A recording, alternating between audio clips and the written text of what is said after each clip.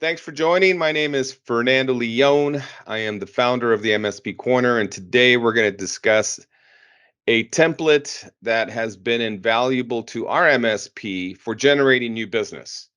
And our security guru, Mr. Gregory Morowitz, is going to go over some key information and what is involved in a security analysis, why we do it, what we do.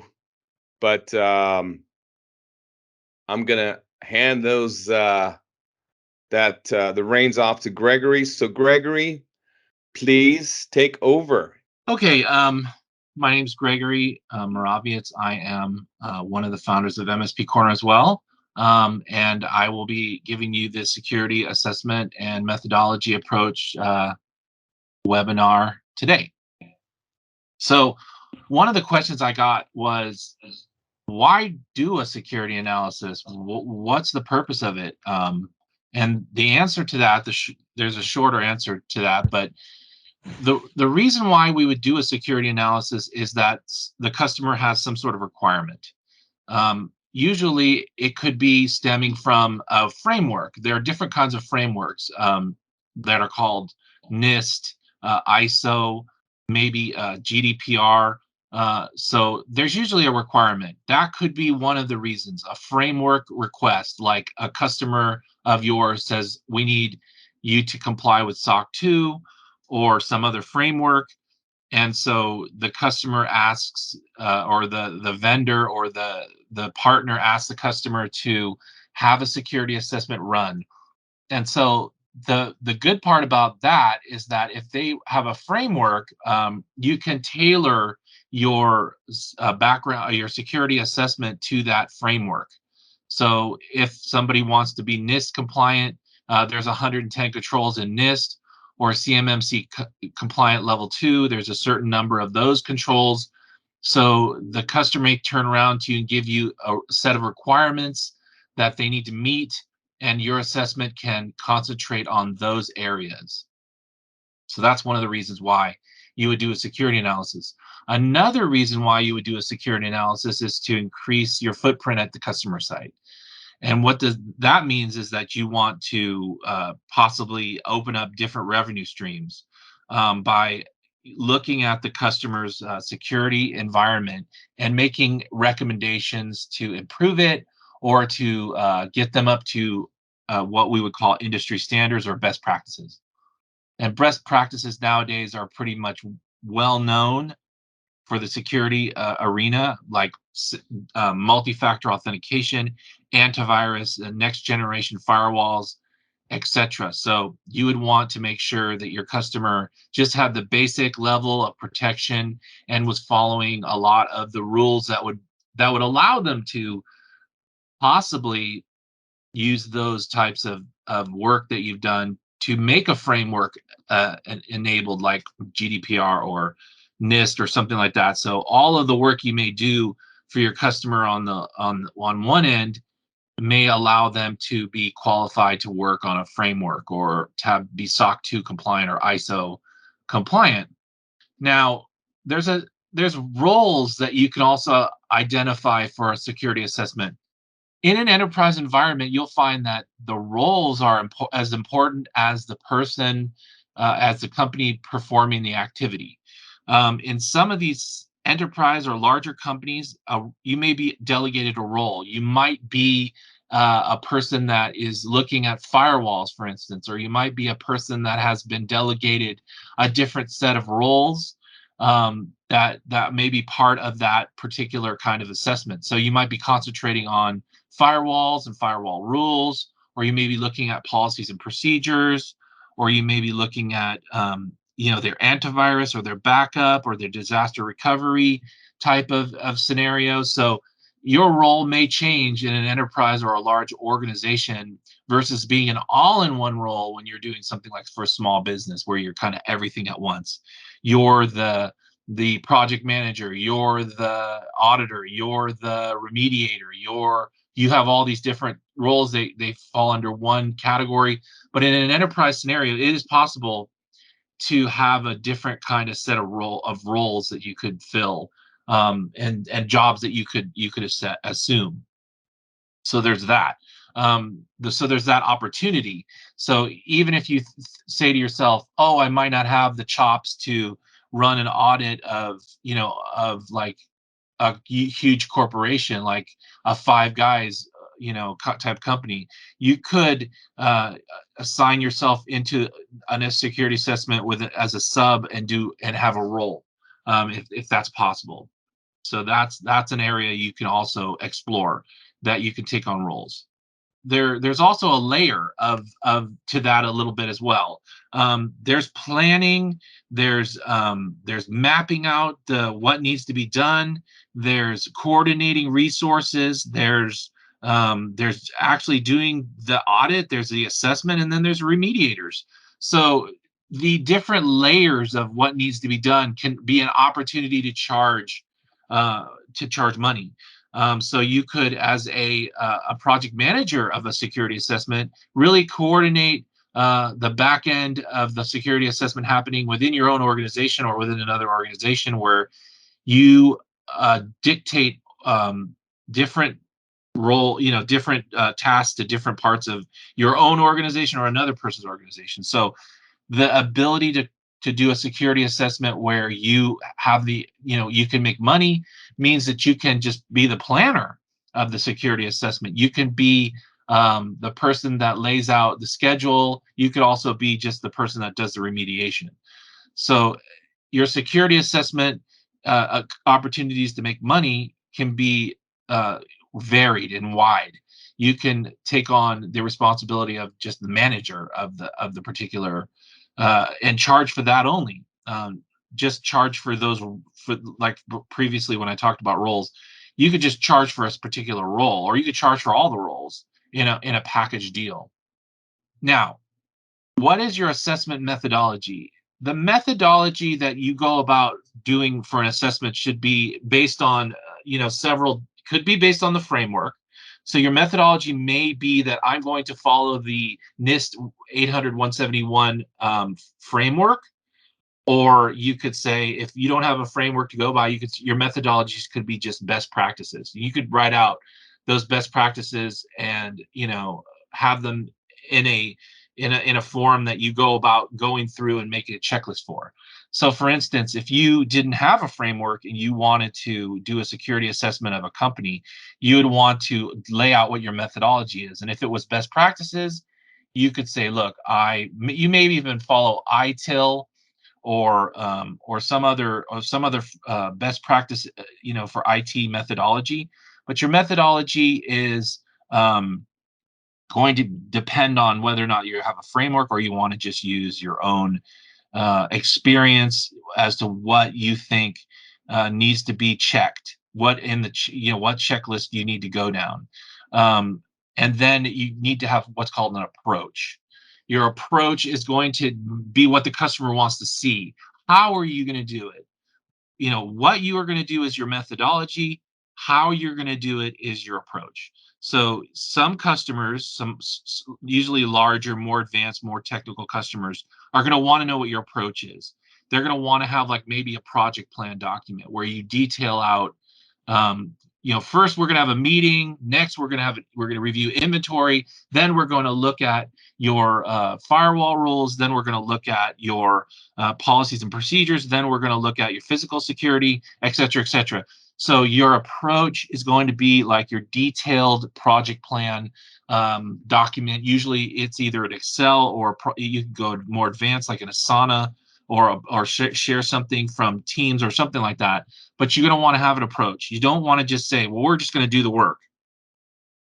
And my methodology is my brain. So you want to explain to people what your methodology is, and you want to explain to people what your approach is. And you could do that inside of this document. This document that is just a template that's going to talk about basically some of the things that we have gone over already. But for the most part, I'll scroll through this document a little later. But I wanted to talk about the fact that you're going to need to have a methodology, an approach, and then some sort of documentation that you need to create. Now, you can include your methodology in this document and your approach in this document, but your project plan not in this document. Your project plan really can just be an Excel spreadsheet with the task, the owner, the date that you're going to perform it, the due date, and then maybe some notes next to it. Some simple Excel spreadsheet, doesn't have to be super advanced, and but then you can also, of course, make a project plan where you have resources. More advanced, larger companies prefer some sort of, they might have an internal application or something that you can go by and fill in, and you can do that. All right. What steps do you need to take in order to do a security analysis? So first of all, you want to present this table of contents. You want to be able to fill out all the different contents in this area.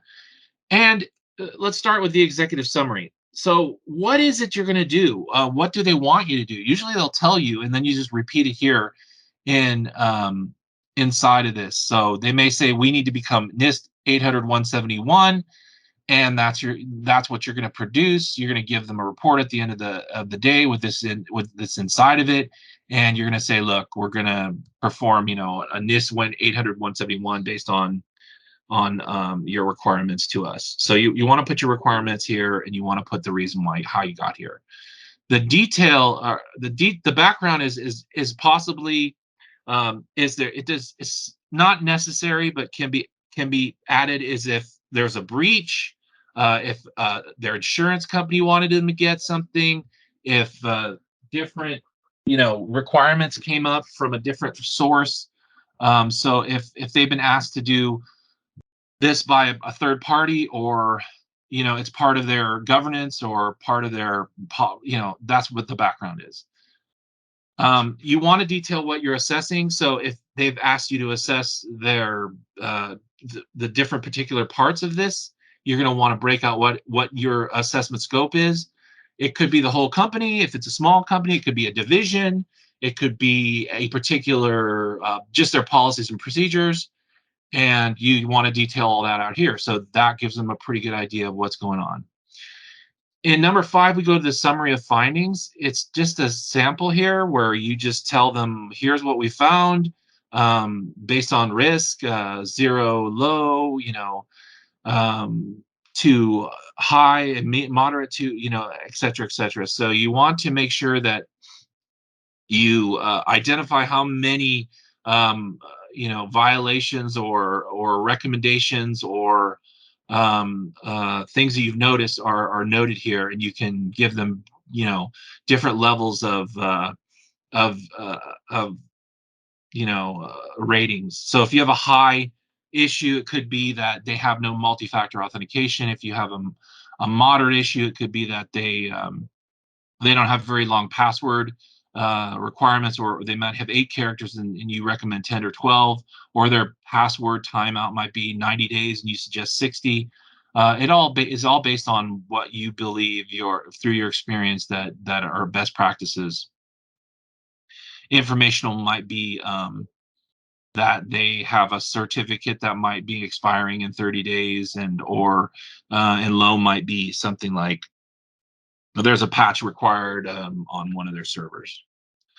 Then you want to go to your summary of recommendations. So you want to recommend what you think needs to be done to resolve those particular issues. So here we go. Assessment methodology. So the methodology, this is just a placeholder for your methodology. You're going to type out what you think are best practices. That the compliance framework, like I talked about, is NIST 800-171 or SOC 2. Just this is where you detail the methodology of what you're going to do. And then you want to detail out your findings here. What did you find? These templates are just placeholders. These titles are optional. You can remove it if you don't have to do any tests, or there are no tools that would help that helped you do the assessment. You don't have to put them in here. But if you did use a tool like a vulnerability scanner or an IP scanner, you're going to want to put what tests you ran. There are all different types of security tests that you can run. You can do vulnerability scans. You can have patch management scans. You can do all different kinds of things where you know external penetration tests, web application pen tests, physical security tests, that kind of thing. So you're going to want to put what you tested and what tools you use to test. And then you want to create a report. And that report is going to have these different risks. The risks are described here, easy to fix, values, how you're going to fix the items that are put, and then finally the amount of work that it's going to take to resolve it. These are just really definitions here for the customer. You don't need to change these. These are definitions that tell the customer what is it that we're going what is it that these things mean. So they might say, what does risk assessment mean? What does high risk mean? Well, it tells you here, high risk, moderate risk, low risk, all the things I talked about before, the examples I gave, these are all described here so that you don't have to tell your customer, well, here's what low risk is, because they don't know. They don't understand risk. And then your ease to fix assessment says, look, it could be a high risk issue that has very difficult, and the time of it, is going to be substantial, or it could be high risk, easy to fix, and the time is minimal. So when you use these terms with your customer, they're going to understand what it means based on your definition matrix that you've built here.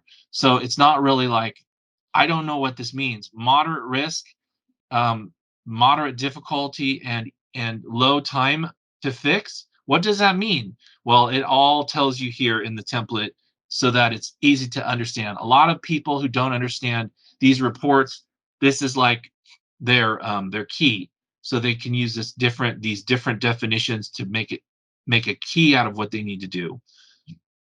And then you want to make sure that you name your systems as they need to be named, and because they're going to say, AD 001, what is that? I don't even know what that is. It's a system name, so you want to put in here what the system is, what its definition is, what it does for the company. It could be that you have a machine called Wolverine. Like, they don't know what that is. What's Wolverine? What does it do? Well, you want to define your system names in a place where you have a little worksheet here where you can put in the names and the different capabilities or responsibilities of that machine. And it's just really hard when you have like, prod 45 needs a patch. They're like, well, what does prod 45 do? I don't understand that. And you need to tell them here. Then you have business risks. So you do a little baby risk assessment inside your security assessment. So what does security assessment, what does it even mean? Here it is. It's the risk that the company is being exposed to by allowing that security issue to exist. So in the previous steps, you identified what the security issues were. Here is where you tell them what it is that is wrong. So here's a moderate example for a moderate.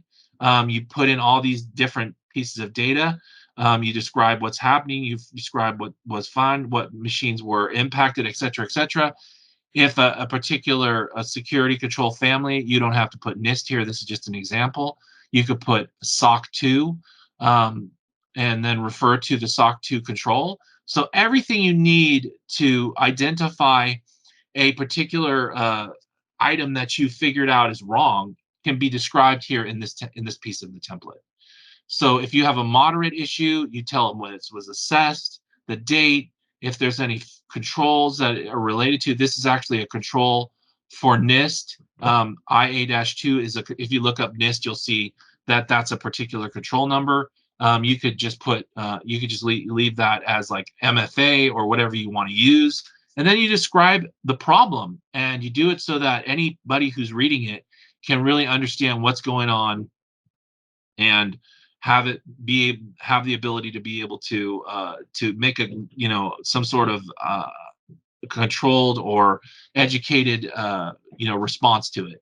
and that this will help you here. So if it's a moderate risk, if it's like a patch needs to be put in, ease to fix, moderate, here's where you use those previously identified key items, and then you describe and your findings and how you assessed it, if you ran tests on it, and then recommended corrective actions.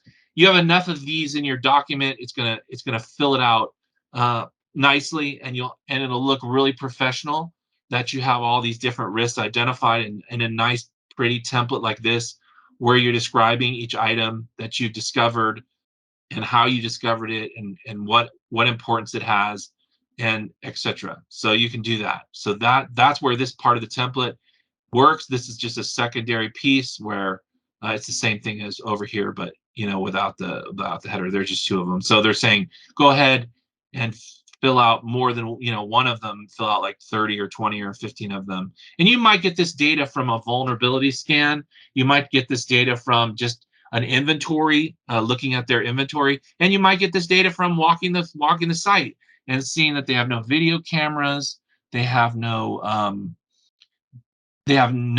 physical security. They might have no locked doors. They might have no sign-in sheets.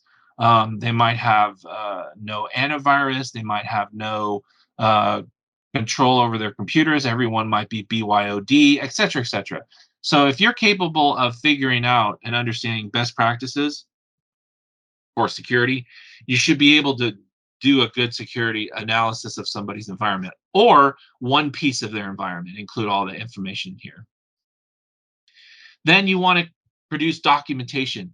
Like if you, in particular, you create documentation that says, this is why this particular virus was released into the wild. This is what the virus does. This is what the risk of the virus. Some viruses in the old days were just annoying. They would make pop-up ads. So you could just say, look, this is what the impact that the virus has, or this is what the risk you're putting yourself at, and you can document that by putting links in here to external sources that say, hey, this is what they say about this at the current CERN Security Center. This is what the FBI says about this particular syslog vulnerability, or whatever. You can put those things in there so that if someone goes, well, what is this vulnerability really? You go, okay, look in the documentation list. There's a documentation entry for this syslog vulnerability. If somebody compromises it, they could potentially breach your system or whatever, and you're like, oh, okay, well, that's serious, versus just telling them you need to patch all your computers, and that would be a good idea. You're wanting to provide some sort of documentation. um, you could even provide pictures in here of the environment, like their server room with an open door, or no lock on it. You could just provide all that for them, and give the documents to and the document title and all that appropriate stuff in the document list. Some of the other document items that you may have requested can be put in here as well, where you ask the customer for a network map, an inventory, a software list, org chart, policies and procedures. You should probably put them in here as well, so they know what you went off of, so you can attach all your documents that they gave you, so that if they go, well, this particular server is no longer in service, and you're like, well, I went by the network map and inventory you gave me, so that you can refer back to it and say, I did my due diligence, and it said prod 001 was in your environment based on inventory and network map, and oh, well, we didn't update that or whatever. At least you have CYA, cover your rear on these things, where you can go, okay, I did this analysis based on what you gave me, the information you gave me, and here's what the results were, so that nobody's like, why did you do this? So that is the security assessment um, you know uh, presentation that I've just given. I would like to take anybody's questions or comments, or on what might be of interest to everybody. And I'll take those now. Well, Greg, we're We have David on the call. Well, he's part of our group here, and right now we don't have any questions, but I appreciate you giving this So I have, presentation. Fernando. So Yeah. I have a couple questions for Gregory Oh, as well. okay. Okay. So Greg, you talked about the different frameworks that they have to do, like NIST and things like that. But for other ones, I don't think a lot of people realize around, especially in the Fed space, as subcontractors, what they have to do. So a lot of end customers that are manufacturing, widgets that end up in an F-18 don't realize what they need to do. So there's that whole expansion of who needs to meet security, right? Right. Yeah, and there's, like I said in the beginning, why do you want to do the security analysis? So somebody's got to come to you and say, or you have to go to somebody and say, do you need to be NIST 800-171 compliant? Do you need to be CMMC compliant? And if they say yes to you, then that's an opportunity for you to jump in and start going at all the questions and the assessment. Yeah, I just want to make sure that everybody realizes that a lot of people now need that requirement, even if they're not a direct either financial institution or government contractor directly, that it's really expanded. Plus, it makes good business sense to understand what your risk is, right, within your environment. So I just want to jump in with that, make sure that I wasn't off base. Sorry, Fernando. Yeah, and you know what? I've got some questions too because I we deal with so many IT firms, and we're I'm sure they would have questions such as, who should they approach with this? And you said mainly regulated firms or regulated industries, but what about the small businesses? Should small businesses such as, a company of 20 or smaller, and a company with 20 end users, should they have this type of security analysis? Who do you what size of company or organization should be offered this type of assessment? Yeah, when you talk about small companies and you're doing a security assessment, usually they'll be breaking almost all of the rules. So, like if you have a company that just starts up and they have a bunch of contractors and those people have their own computers, they're most likely breaking like every security rule you can imagine. Lack of antivirus, lack of multi-factor authentication, lack of a controlled environment. So you can you can see that as an opportunity, or you could see that as you know bringing some information to the table that they might consider. A lot of these smaller companies want to be more fluid, and they don't want to worry about restrictions, and they just want to get work done. So you have to there's a fine balance there, because it's going to cost money, right? This is going to create expense. So nobody wants to hear that. But you also have to tell them, look, if you're in one of those spaces that require, like secure data, you have to do this. It's not a question. So some of the companies will realize that they have to do it.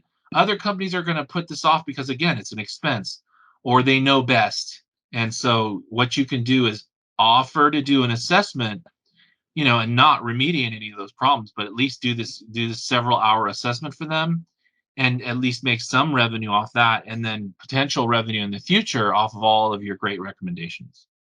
Gotcha, gotcha. Yeah, And I'll give you two quick examples working with some of our MSPs out there. One was manufacturing firm, small manufacturing firm, paper products, nothing high tech, been in business for a long time.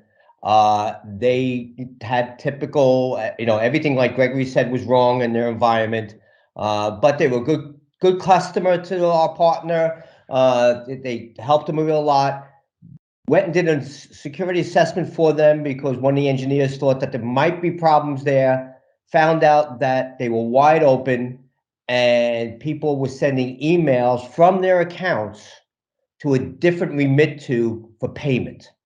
And Ah, so that was number one, right? And a typical smaller firm, one IT person in house, right? So that was one scenario.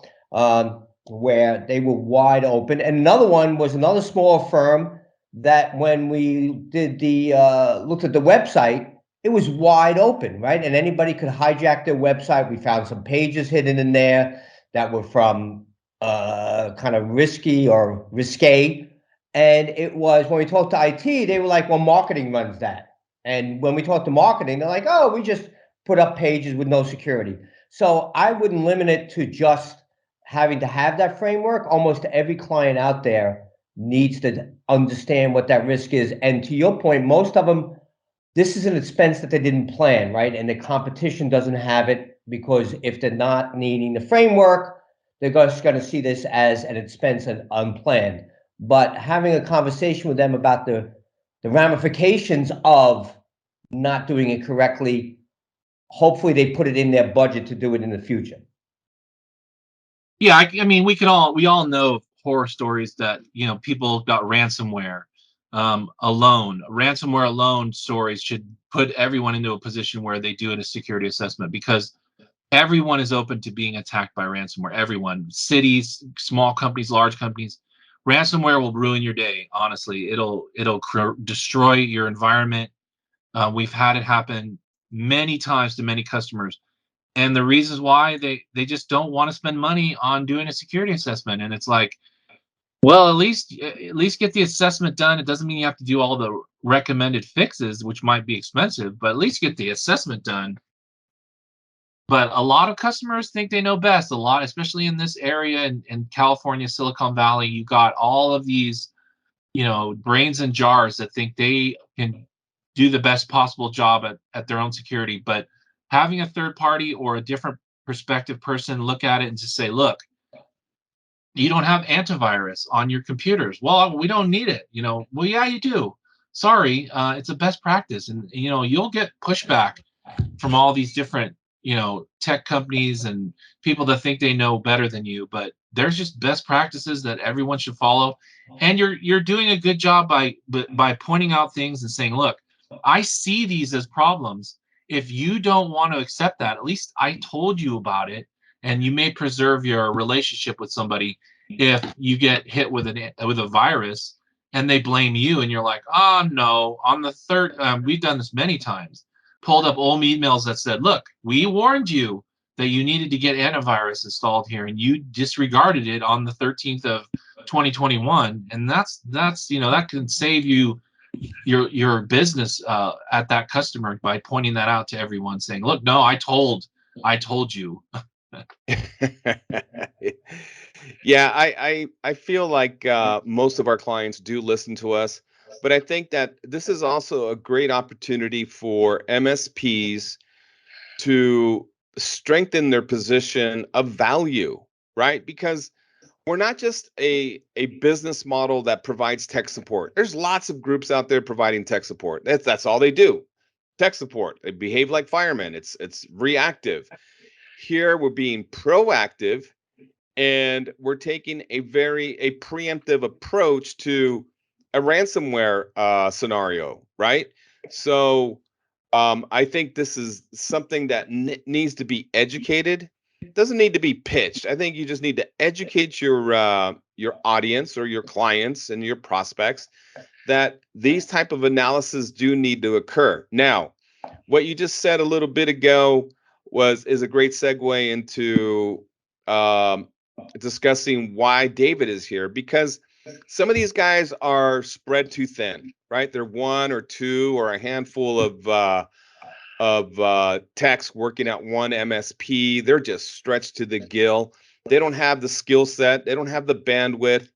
And this is where David and Jim Coleman step in and help these MSPs not only fill that gap of skill sets, but help them line them up with organizations that can help them deliver a 24/7 SOC or a white label 24/7 SOC. Because David's got all kinds of resources. Jim and David are heavily backed by resources that will step in for IT firms. They will identify themselves as their IT firm. So David's got a lot of data on that, and David, this is a great segue for you to, give a little pitch on what you have to offer small IT firms.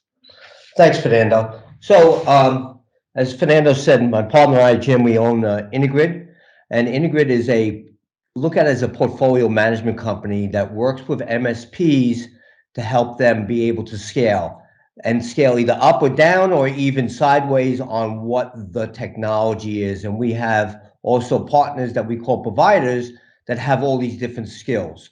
So no matter how big you are, I've worked for large firms, smaller firms, no matter how big you are, you always need to partner, or you're trying to do it for the first time, and normally you either overcharge or undercharge or overscope or underscope. So what we do is we work with MSPs to understand where they're going, what their customer base is like, where they want to go, what services they can do, what services they want to partner with, and then we connect them with the appropriate provider to do that. Because one of my sayings is, if the only tool I have is a hammer, everything is a nail. So sometimes we try to slam things home that aren't a fit, or you have to walk away from it, right? And that's not really what you want to do with partners, and so, or your clients. So what we do is we work with MSPs out there across the country, and we vetted out providers that are designed not only to deliver that service, but also that they are what we call white label, private label friendly, channel friendly, whatever term you want to use, because a lot of companies say that, oh, well, we're in the channel space. We understand the channel. They don't have a clue. They don't understand the pricing. They don't understand the terms and conditions. They don't understand what it takes from a sales engagement standpoint, all those things. So we vetted out providers across the country that can deliver the different services across the complete portfolio of what a MSP would want to offer to their end customers. So, and that's, we work very closely with Fernando on all sides, and Gregory on those types of services. And we've been in business for about 6 years now, and we partner with both the providers and the resellers.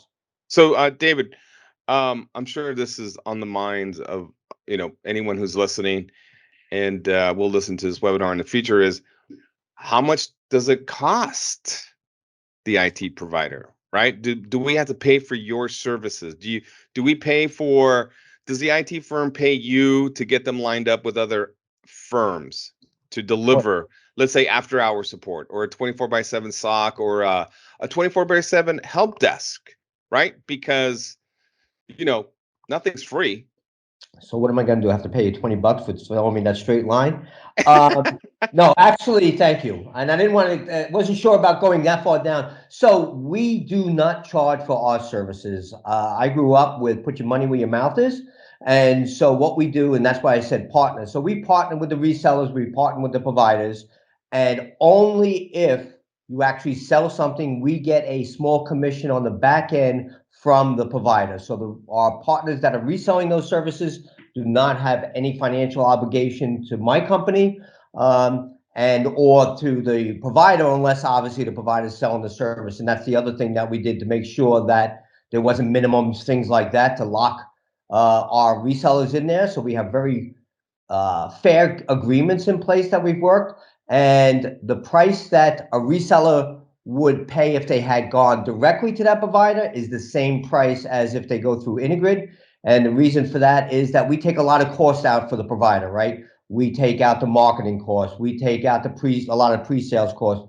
We also pick the right provider for the opportunity, because if it's a huge international enterprise that needs enterprise service 24/7, 365, well, that's one profile of what an organization needs to look like, right, to deliver. And then if it's a small law firm that's only 8x5 with 12 partners in there, you don't need that huge engine behind it. So we get the right provider for the right opportunity, and the closure rates shoot way up because it's the right price for that end customer. Yep. Awesome. Awesome. All right. Well, I And appreciate and, I appreciate you and I sharing that. wanted to, yeah, I wanted to say that if it isn't already in there, that Intergrid will be a tech stack clickable site on mspcorner.com. You can go to the tech stack, click on the intergrid, and then reach out appropriately from there to get some sort of interaction with them. Thanks, Awesome. Gregory. Awesome. All right. So All what, right, guys. and Fernando, right, in a couple of weeks, we're going to do one for Integrid? That's right. We, you and I have to schedule a call to discuss the process for that and getting that all set up. Yeah, and if anybody who's watching this or listening to this has any types of questions, you can send them to Fernando or Gregory or myself, and we'll see about putting that as part of the content for that. Yeah. Awesome. Awesome. Or go to the tech stack of mspcorner.com tech stack, which will be free to all people. You don't have to sign. You don't have to pay for membership. You can get into the tech stack and be able to contact us. Awesome. Awesome. All right, guys. Thank you, Gregory. Thank Thanks. you. Have a great day. All right. Take care.